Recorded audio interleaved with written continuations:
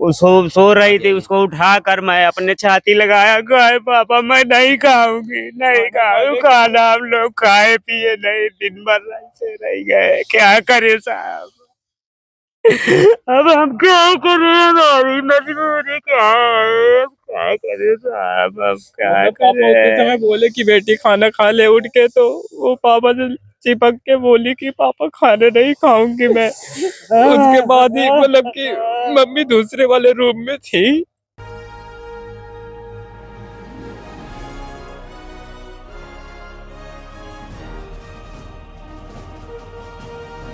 नमस्कार, मैं संजीव कुमार और आप देख रहे हैं फेसबुक पे सच के साथ जनता की आवाज़। और अभी मैं प्रयागराज के एयरपोर्ट थाना क्षेत्र में हूँ और एक किसान कार्यालय पर हूँ। और आज यहाँ पर पूरा मुफ्ती थाना क्षेत्र के शेख सरवा गांव के लोग यहाँ पर मौजूद हैं। और अभी 6 फरवरी को शेख सरवा में एक बड़ी घटना हुई है। 6 फरवरी और 7 फरवरी को 6 फरवरी को एक घर में कुछ लड़कों ने घुस करके कुछ एक लड़की के साथ गलत काम किया और उसके बाद दूसरे दिन ये बड़ी घटना हो गई कि उस लड़की को इतना धमकाया गया घर में घुस करके कि वो आत्महत्या करने पर मजबूर हो गई। इस तरह की बातें बताई जा रही है, चर्चा में चल रही है, साथ ही साथ और भी तमाम सारी बातें चल रही। तो आज ये परिवार के लोग भारतीय किसान यूनियन अराजनैतिक के मंच पर इस वक्त मौजूद हैं, यहाँ पर इस कार्यालय पर मौजूद हैं। तो इनसे हम पूरी बात करेंगे कि आखिर किस तरह की वो घटना थी। आज 11 तारीख हो गई, 11 फरवरी हो गई है और अभी तक इनके अनुसार की पुलिस कार्रवाई अभी तक नहीं कर रही है, जिस तरह की इनकी मांग है, जिस तरह की बड़ी घटना हुई है। और 7 तारीख को वो लड़की आत्महत्या कर ली है और उसका अंतिम संस्कार भी हो गया है। पुलिस मामले की जांच भी कर रही है, शिकायत भी इन्होंने दिया है, लेकिन अभी तक उस शिकायत को लेकर के पुलिस की जिस तरह से कार्रवाई होनी चाहिए, इनके अनुसार अभी वो कार्रवाई सामने नहीं आई है। पीएम रिपोर्ट भी अभी इन्हें नहीं मिली है, ऐसा बताया जा रहा है। तो हम पूरी बात को समझना चाहेंगे, आखिर इस तरह की घटना हो कैसे गई। 4 लोग घर में घुस करके एक लड़के के साथ इतना गलत काम कर डाले और उसकी हत्या भी हो गई। आत्महत्या थी या हत्या थी, वो तो पुलिस जांच का मामला है। फिलहाल हम इनसे सीधी बात करना चाहेंगे। गगन है उस लड़की के भाई, दीपाली जो लड़की थी शेख सरवा गांव की रहने वाली, और रात में करीब 11 बजे घर में घुसकर उसके साथ गलत काम किया गया। दूसरे दिन शाम 5 बजे के आसपास बताया जा रहा है कि 4 लड़के फिर घर में घुस करके उसको धमकाए, डराए, क्या कह दिए कि उसने आत्महत्या कर ली। ये पूरी बात हम समझने की कोशिश करेंगे। जी, क्या नाम है आपका? जी गगन नाम है। क्या क्या पूरा मामला क्या है, पूरी तरह से बताइए। सर मैं दावत गया था करीब 11 बजे। मेरे छत पे मतलब मेरे घर के सामने हल्दी वाला प्रोग्राम था, जो कि मेरी बहन लोगों ने डांस देखने के लिए छत पे चढ़ी थी। जो कि उतने समय एक छोटी मतलब कि छोटी बहन लोग 3-4 लोग थी उतने समय पर। मैं जब गया था तो वहाँ पे देखा कि 11 बजे मैंने दावत से आया, तो मैंने पूछा दीपाली कहाँ है। तो उसके बाद जैसे ही दीपाली को पूछा, फिर उसके बाद मैं छत पे गया, इधर से मम्मी से पूछा तो मम्मी बोली कि भाभी यहाँ है। तो उसके बाद मैं छत पे इस साइड से गया, तो मैंने देखा कि मेरा मतलब मेरी बहन के साथ उसने ज़बरदस्ती प्लस उसके ऊपर वो चढ़ा हुआ था। तो मैंने उसको जैसे ही देखा तो वो भागने की कोशिश किया, और फिर उसके बाद भागने की कोशिश किया, दूसरे तरफ से भी रास्ता था तो उस तरफ से वो भागने की कोशिश किया, तो वो छत पे से नीचे गिर गया। तो उसको चोट भी आई है। और फिर उतने समय मैंने अपनी बहन को डांटा भी और पूछा भी घर में बुला करके। तो मेरी बहन ने रो के मेरे से और मम्मी पापा से भी रो के बोला कि भाई मेरी बस इतनी गलती है कि मैंने छत पे चढ़ के डांस देखने गई थी, बस मेरी इतनी ही गलती है, बाकी मैंने किसी को बुलाया नहीं हूँ। उम्र क्या थी लड़के की? वो लड़के की लड़की की उम्र यही 13-14 साल है। नाबालिग? हाँ। नाबालिग लड़की थी, घर में थी, उसके घर में घुस करके उसके साथ गलत काम किया गया। सर छत पे था। छत पे? हाँ, ऊपर छत पे था। तो ऐसे ही था, तो मम्मी पूछी, पापा भी पूछे, तो वो उसने रो के बोला कि मम्मी हम गलत काम कुछ नहीं किए, हमने किसी को भी नहीं बुलाया, बस वो हम छत पे डांस देखने गए थे, छत पे चढ़ गई बस। और उस तरफ से वो डांक के हमारे घर पे हमारे छत पे कूद के ऐसा कुछ कर रहा था। दूसरे दिन क्या हुआ? दूसरे दिन क्या हुआ कि उसके 3 लड़के उसके मामा के लड़के 3 लड़के आए थे, मेरे से पूछ रहे थे कि तुमने मेरे भाई को मारा क्यों। जो कहाँ के रहने वाले थे? वो शेख सरवा ही गाँव के रहने वाले थे, जो कि एक का नाम है अभिषेक, एक का नाम है विवेक, एक का नाम है प्रिंस। तो उसने मेरे से पूछा कि तुमने मेरे भाई को क्यों मारा। मैंने बोला कि मैंने मारा वारा नहीं है, वो ऐसे ही मेरे से डर के सोचा कि भाग जाऊंगा, इधर से निकल जाऊंगा तो कोई बात ही नहीं होगी। उतना मैं पहचानता भी नहीं हूँ सर। वो आया है, वो हम लोग को दिन में दिखाई ही नहीं देता, दिन में वो दिखाई ही नहीं देता। तो इसलिए वो सोचा होगा कि और कोशिश करके इधर से भाग जाऊंगा, दूसरी तरफ से भी रास्ता है।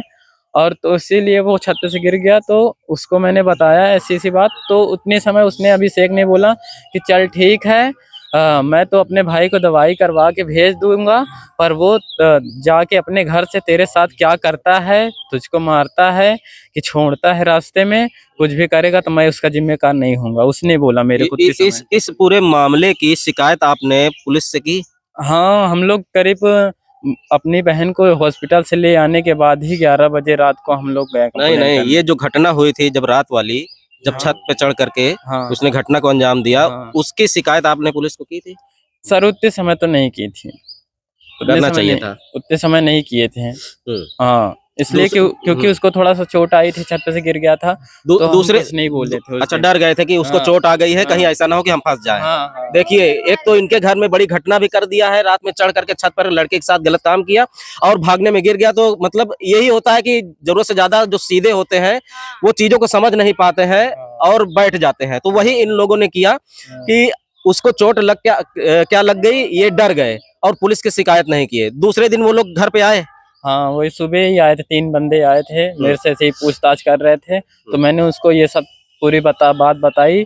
तो उसके बाद बोला चल ठीक है, मैं अपने भाई को दवाई कितनी बार वो आए उस दिन? उस दिन वो करीबन मेरे जाने के मतलब कि मैं सुबह जब उन तीनों से बात करने के बाद मैं खाना वाना खा के चला गया था काम पे, मेरी दुकान पोंगाहट पे है। तो मेरे घर पे 7-8 लड़के आए थे, 7-8 लड़के आए थे ना, 7-8 लड़के आए थे। तो मम्मी पापा दूसरी बार, पहले 3 आए थे, फिर दूसरी बार आए 7-8 लड़के आए। तो मेरी मम्मी पापा से पूछ रहे हैं, मतलब धमकी दे करके वो कहाँ है, इतने समय वो कहाँ है, उसकी दुकान कहाँ है। तो उतने समय तो मम्मी लोग फिर कुछ नहीं बोली। बड़े शरीफ लोग हैं कि एक तो इतनी बड़ी घटना को अंजाम दिए और भागने में गिर करके अगर चोट लग गई है तो उसके खिलाफ आए थे फिर से लड़ने के लिए, घर पे धमकी देने के लिए, इनको मारने पीटने के लिए। और ये परिवार जो है डरा सहमा परिवार, उनकी धमकियों से डर करके पुलिस कंप्लेन नहीं की। देखिए किस तरह से ये भावुक हो चुके हैं। लेकिन ये पूरी घटना एक बड़ी घटना है, इस पर पुलिस को तत्काल संज्ञान लेना चाहिए। तो उतने समय ही सर मैं दुकान गया था, तो मम्मी लोग फोन लगा के दूसरे के फोन से बोले कि तेरे पास 7-8 लड़के जा रहे हैं, तू वहां से दुकान बंद करके चला जा। तो उसके बाद फिर मैं भी दुकान बंद करके चला गया था, जो कि मैं खड़ा था उधर, गया था अपनी बुआ के यहाँ, मैं पहुंच गया था। तो उसके बाद फिर वो मेरे पास फोन कर करके बार बार पूछ रहा है कि तू कहाँ है, अभी तेरे जगह का नाम कहाँ है, तू कहाँ खड़ा है, बता, मैं आ रहा हूँ ना तेरे पास, तू कहाँ है। तो मैंने उसको नहीं बताया उतने समय। 7-8 लड़के थे, उसका भाई भी, छोटा भाई भी फोन कर रहा था, बड़ा भाई भी फोन कर रहा था। तो मेरा कुछ समझ में नहीं आ रहा था। फिर मैंने फोन उसको उठाया, तो मैंने बोला कि मैं शाम तक आऊंगा, तो उसके बाद फिर मैं बात करूंगा। बोल रहा है मेरे पास इतना टाइम नहीं है तेरा वेट करने का। तो उसके बाद फिर वहां से फिर बात खत्म हुई। तो उसके जो लड़का था ना, जिसको चोट आई थी गिरने की वजह से, तो उसके वहां गांव से, सैया सरावा से 4-5 लड़के आए थे मेरे को मारने के लिए, गन वन लेके। तो इसकी वजह से मम्मी लोग ने मेरे को फोन किया कि तू अभी नहीं आना घर। तो फिर मैं इसीलिए सर नहीं आया था शाम तक। कई कई मामले ऐसे सामने आते हैं कि आरोपित जो होते हैं, जो घटना को अंजाम देते हैं, जो दबंगई करते हैं, वो पीड़ित परिवार को इतने डर, उनके सामने इतना डर दहशत बना देते हैं कि वो उनके खिलाफ कार्रवाई नहीं करते हैं, ऊपर से चढ़े होते हैं उनके ऊपर इस तरह से कि वो उनसे लड़े भी ना और वहीं कहीं शिकायत भी ना करें और जो चाहे वो कर ले। उसी तरह का ये पूरा मामला है कि घर में घुस करके, छत पे चढ़ करके लड़के के साथ ये गलत काम किए। उसके बाद फिर गिर जाने के बाद वो इनको धमका रहे हैं कि कहीं शिकायत ना करें और इनको दबाव में ले लें और फिर मनमानी करें। इस तरह की ये पूरी बात है। शाम को क्या हुआ, जब ये घटना से पहले की क्या कहानी थी, कौन था उस वक्त घर में? घर में पापा चले गए थे दवाई लेने, जो कि मैंने उसको अपने दीपाली को 1-2 हाथ मार दिया था। तो इसलिए पापा सोचे होंगे कि वो सो रही है, जो भी है, मतलब कि दवाई लेने चले गए। 2 बजे उसको अपने, वो सो रही थी, उसको उठा कर मैं अपने छाती लगाया, गाय पापा मैं नहीं खाऊंगी, नहीं खाऊं खाना, हम लोग खाए पिए नहीं, दिन भर ऐसे रह गए, क्या करे साहब। अब हम क्या करें, हमारी मजबूरी क्या है, क्या करे साहब, अब क्या पापा उतने करे। समय बोले कि बेटी खाना खा ले उठ के, तो वो पापा से चिपक के बोली कि पापा खाना नहीं खाऊंगी मैं। उसके बाद ही मतलब कि मम्मी दूसरे वाले रूम में थी जो कि चावल वावल बिन रही थी। तो उसके बाद जो चौथी बार वो लोग आए, मेरी बहन को मतलब मम्मी ने बोला कि तुम, आप इधर आइए। मम्मी ने बोला कि तुम घर में नहीं जाना है तुम लोगों को, वो सो रही है। जिस वक्त शाम को वो चार लोग आए थे कि 5 लोग आए हाँ, थे, 4 लोग आए। 4 लोग शाम को फिर से जब आए दूसरे दिन 7 फरवरी को, उस वक्त ये लड़की दीपाली की माता जी हैं, ये मौजूद थे। तो इनसे हम बात करके समझेंगे कि इन्होंने क्या देखा उस वक्त, उन्होंने क्या किया, क्या कहा। शाम को जब आए थे तो क्या हुआ नहीं था? सर, मैं इधर चावल देखिए। बीन रहे थे दूसरे कमरे में, तो इधर मेरे देखिए। पास वो घुस गए उधर देखो। अकेले। इन्हें थोड़ा सा सुनाई भी कम पड़ता है, हाँ। इसलिए बार बार कहना पड़ रहा है जी। क्या पूरा मामला था उस वक्त शाम मैं को? चावल बीन रहे दूसरे कमरे में, तो हमारे घर घुस गए मेरे लगे। तो बोले कि तुम्हारे लड़का कहाँ गए, तुम्हारे लड़का। हम बोले कि काम पे गए, अभी आ जाएगी तो पंचायत बात कर लेना। नहीं बताओ कहाँ गया, उसमें उसकी लगी अभी जाता हूँ, बताओ कहाँ गए, कहाँ दुकान खोले, कहाँ दुकान खोले, कहाँ पोंगाहट पर अपन नहीं ना आ जाए पर बात कर लिया। तो फिर बोले कि दीपाली कहाँ है, दीपाली कहाँ है, उसको जगाओ, उसको जगाओ। मैं कहाँ सोवा दे, आपको तबीयत नहीं ठीक, बाद में बहन जाऊन हो जाए संध्या बरे में। तो कहा तो नहीं जगाओ का, अभी अभी हमें ऑपरेशन कराया, बच्चादानी निकलवा, ज्यादा चल फिर नहीं पाती। तो इसलिए अब वो लौंडे लफाड़ी हल्दी चढ़ गए, अभी अब ऑपरेशन करे हल्दी अब एक घर नीचे है, एक घर ऊपर है, तो हल्दी पे चले फिरे। आपसे बिना पूछे घर पे चढ़ गए, घुस चले गए? गए वो। अब मना करें सोने दो, दरवाजा उड़गावा दे, मैं सो रही हूँ, दरवाजा उड़गावा था, उसमें दरवाजा खोल के घुस गए, घुस के कम्बल ओढ़ के, लड़की सो रही थी, कम्बल उघार के उसको मोबाइल चालू करके दे दिया। ये पूरी मोबाइल चालू करके दिया है। अब हमको सुनाई नहीं पड़ रहा कि क्या क्या कहा क्या नहीं क्या कहा। धमकी दी, क्या का बात धमकी करवाई? दिए कि मारने के लिए, गरियाने के लिए, का उसका बोल दिया। अब मैं सुनती होती सुन लेती, अब मगर सर, कम उनको सुनाई सुनाता देता नहीं है है। मम्मी को अब इसी पहले बात हम से। नीचे हुए पहुंच गए, चारा धड़का घुस के, का कही दिए का नहीं कही, वही लो थमाई दिए उनको चालू कही के फिर घर में बिना पूछे घुस जाना, ये भी एक बड़ा अपराध है। और लड़की के कमरे में घुस जाना, उसका बिस्तर खींच लेना, ये सब चीजें हुई इनके सामने। ये जो बता रही है इनके सामने ये चीजें हुई, ये प्रत्यक्षदर्शी थी उस वक्त। वो कौन थे? चार लड़के, नाम बता दी बेटा। वो नाम बगल में विवेक, अभी वो है बादशाह नाम है, विवेक है और अभिषेक है और ओके, मतलब उसी के मामा के लड़के थे चारों। नहीं मामा के लड़के नहीं है। मतलब चार लोग घर में शाम को घुस गए और लड़की के पास जा करके उसके कमरों को खोल करके जबरन घुस गए और बिस्तर खींच करके उसको फोन दे दिए। फोन दे दिया चालू कर। फोन में आप सुन नहीं पाई क्या बात हो रही थी? सुनने में थोड़ा सा प्रॉब्लम है इन्हें, इसलिए वो सुन नहीं पाई। फोन में किससे बात कराए, क्या बातें हुई, ये बात इन्हें नहीं समझ में आई। लेकिन उसके बाद ये घटना हो गई। हाँ, ये बात कई बजे हुई थी? ये करीबन सर दीपाली ने तो 4:30 और बजे दरवाजा बंद किया, जो कि मम्मी उधर खेत तरफ चारा देने मतलब चली उनके गई थी। बात कराने के बाद फिर वो लोग हाँ, चले गए। हाँ, उसके बाद फिर उसने दरवाजा बंद कर लिया। मतलब वो लड़के घुसे जब घर में, तो बात कराए फोन से, किससे बात कराए ये तो वही लोग बता सकते हैं। क्या बोले क्या नहीं बोले वो तो वही लोग बता सकते हैं। उसके बाद वो लोग चले गए। फिर लड़की ने क्या किया कि दरवाजा बंद कर लिया। लड़के ने दरवाजा बंद कर लिया तो क्या हुआ था? उसकी धमकी देने के बाद और फोन पे जो भी बात करवाने के बाद, मतलब 4 लड़के जब हमारी बहन के साथ ऐसा कुछ किए कि दरवाजा खोल करके उसको उठाएं, जगाएं, वो सो रही थी, बाकी तो वो सारा दिन से ही सो ही रही थी।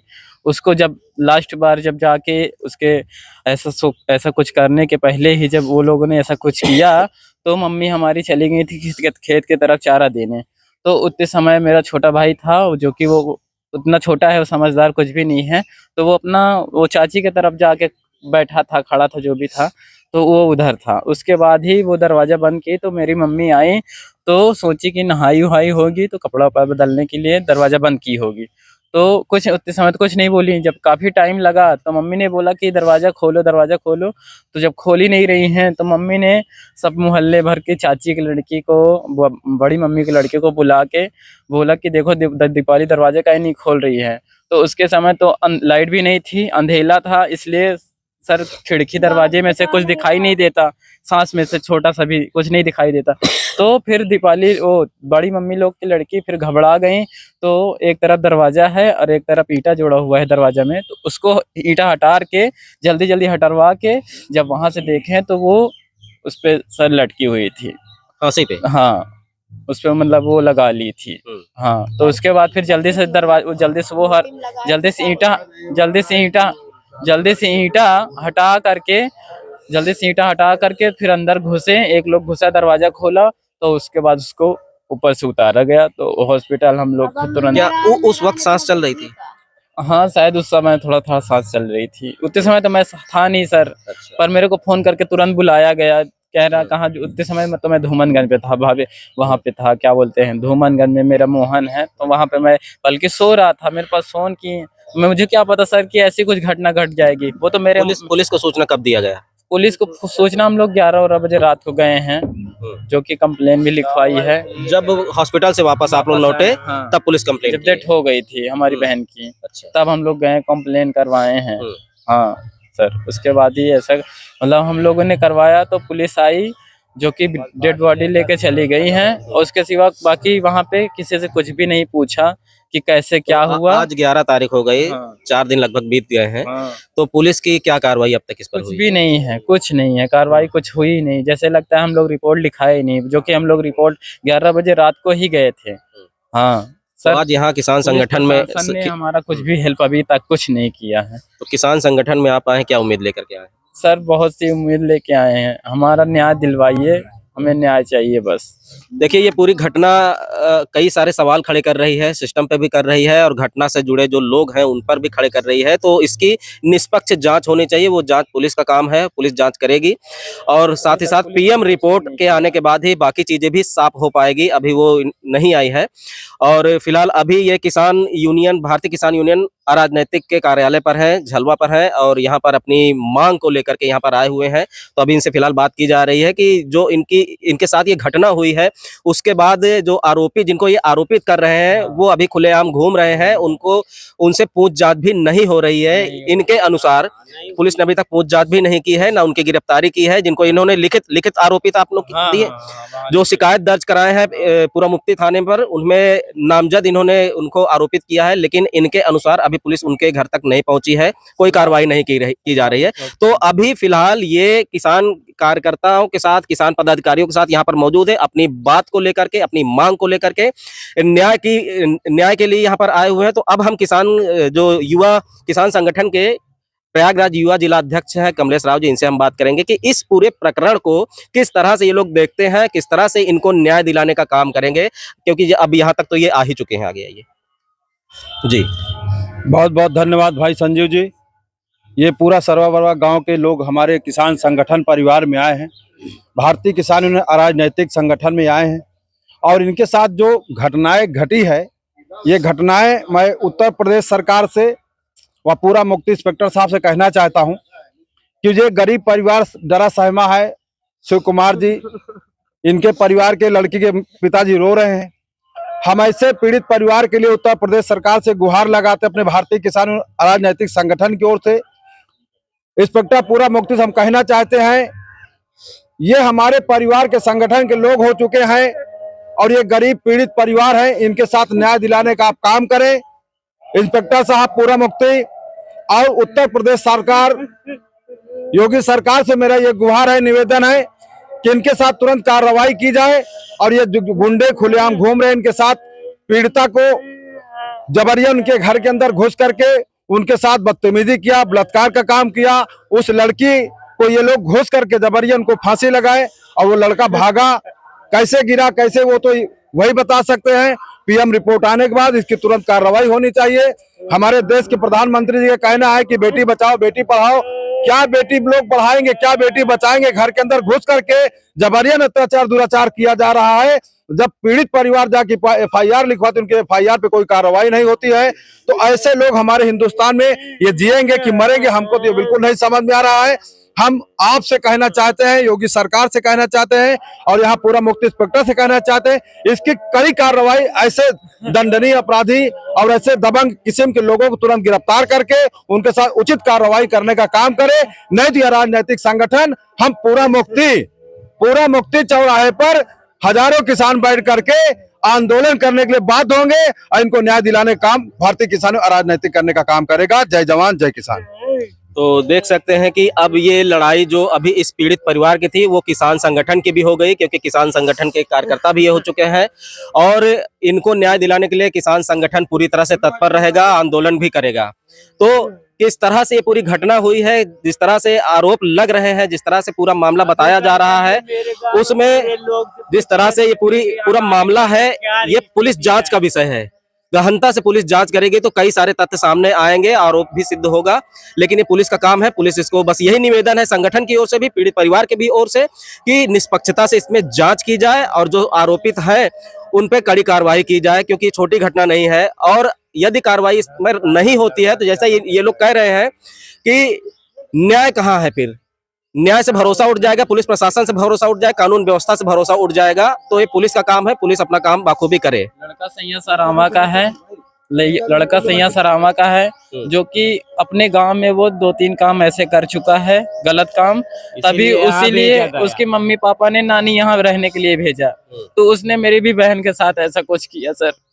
वो बहुत बेकार लड़का है, इसीलिए सर उसको यहाँ पे भेजा गया था। उसका नाम है रजनीश और उसके पापा का नाम है संदीप, जो कि सर वहाँ पे क्या बोल सैया सरामा का रहने वाला है। देखिए ये बात भी सामने आ रही है, बता रहे हैं कि वो लड़का जिसने ये घटना को अंजाम दिया था रात में छत पे चढ़ करके, वो करेक्टर से इसी टाइप का है और पहले भी कई घटना कर चुका है अपने गांव में, और उसको इसी कारण सैया सरामा से ये नानी के यहाँ भेज दिया गया था और यहाँ आने के बाद फिर उसने यही किया। इसका मतलब कि कहीं ना कहीं उसकी विचारधारा कुछ इसी तरह की है कि वो जहां भी जाता है इस तरह का काम करता है। तो अब यहाँ भी वो घटना सामने आ गई है, तो इनका यही कहना है कि पुलिस प्रशासन न्याय करे इनके साथ, और न्याय नहीं होता है तो किसान संगठन न्याय कराने के लिए फिर बाध्य होगा, क्योंकि अब यहाँ पर आ चुके हैं। फिलहाल अब देखते हैं कि प्रशासन किस तरह से इस पर न्याय करता है, किस तरह से कार्रवाई करता है, किस तरह से उनके साथ कानूनी कार्रवाई होती है उन आरोपियों के साथ। तो हमारे साथ द्वारिका जी हैं, किसान संगठन के जो सबसे पुराने पदाधिकारी, तो इनसे भी हम बात करेंगे कि आखिर ये जिस तरह से सामने आ रही बातें उस पर आप लोग क्या कहना चाहते हैं। भाई देखिए, ये तो बहुत अत्याचार है, ये अत्याचार तो सहा नहीं जाएगा। मैं पूरा मुक्ति प्रशासन को चेतावनी देता हूं कि अगर इसकी कार्रवाई नहीं होती तो इतना बड़ा जाम वहां लगवा दूंगा कि हालत खराब हो जाएगी और हमको वहीं हक और न्याय सब पूरा मिलेगा। और जो ऐसे करने वालों को उनको जेल भेजा जाएगा। इन लोगों को संतोष दिलाना मैं चाहता हूं कि 2-4 दिन आप लोग और देख लें, उसके बाद फिर हमारा फिर जो होना होगा वो संगठन के माध्यम से हम लोग आगे का कदम उठाएंगे। जय जवान जय किसान। तो अब पूरा मामला किसान संगठन के हाथ में आ गया है कि अगर अपराध करने के बाद अपराधी खुलेआम घूम रहे हैं, उनके साथ कार्रवाई नहीं हो रही है, पुलिस प्रशासन काम नहीं कर रही है, इसीलिए लोग किसान संगठन के पास आते हैं, किसानों के पास आते हैं, अन्य संगठनों के पास, सामाजिक संगठनों के पास जाते हैं ताकि उनके साथ न्याय हो सके। अगर न्याय हुआ होता तो ये यहाँ पर ना आते, और इसीलिए यहाँ पर आए हैं कि निष्पक्षता से पुलिस जांच करे। अब देखना यह कि कब ये जांच होती है, और जांच होती है तो ये मामले आगे नहीं बढ़ेंगे, अन्यथा किसान संगठन सामने आएगा और तमाम सारी चीजें फिर उसके बाद भी सामने आएगी, वो भी हम दिखाएंगे। फिलहाल अभी के लिए इतना ही, और इस पर क्या होना चाहिए आप लोग भी कमेंट करके जवाब दीजिए। धन्यवाद।